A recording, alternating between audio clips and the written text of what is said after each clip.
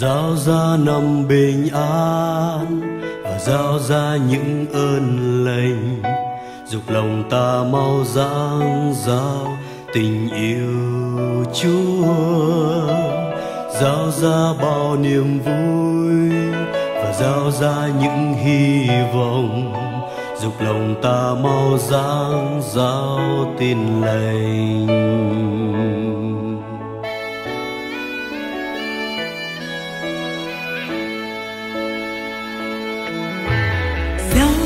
Năm bình an và giao ra những ơn lành, giúp lòng ta mau dang giao tình yêu Chúa.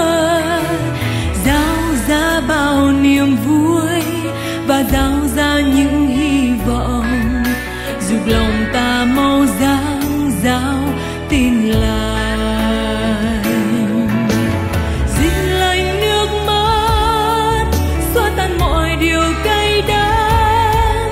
Lòng nặng nề sẽ hóa ra vui mừng, buồn phiền dây dứt sẽ không còn ngự trị chốn đây, vì tình yêu Chúa đã đổi thay.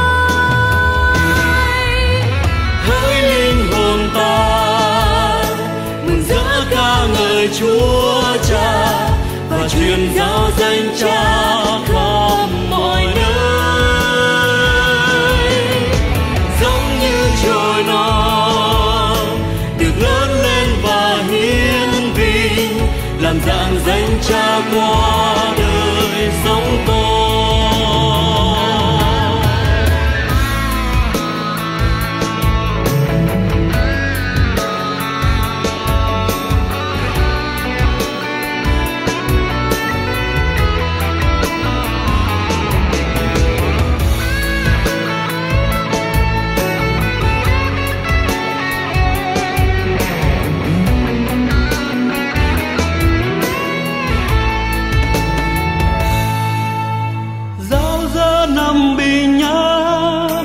Và giao ra những ơn lành, giúp lòng ta mau dang giao tình yêu Chúa.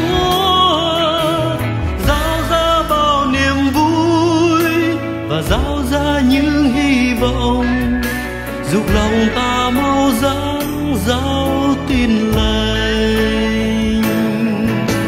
Xin lành nước mắt xóa tan mọi điều cay đắng, lòng nặng nề sẽ hóa ra vui mừng, buồn phiền dây dứt sẽ không còn ngự trị chốn đây, vì tình yêu Chúa đã đổi thay. Hỡi linh hồn ta mừng rỡ ca ngợi Chúa Cha và truyền giáo danh Cha khắp mọi nơi. Giống như chồi non được lớn lên và hiển vinh, làm dạng danh Cha qua đời sống con. Dừng lại thành đã đổ nát nơi hoang vu bao ngày, lời Ngài sẽ giao ra cho nơi nơi đổi thay, vì Ngài đã cứu rỗi và Ngài làm nên mới nơi nơi vui mừng trong danh Chúa.